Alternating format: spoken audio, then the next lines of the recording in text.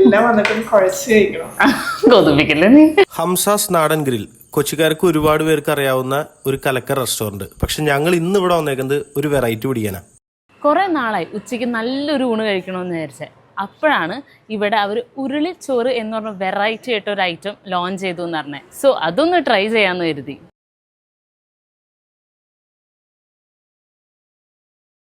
ഇവർക്ക് ഇവിടെ 3 varieties of ഉരുളിച്ചോറുണ്ട്.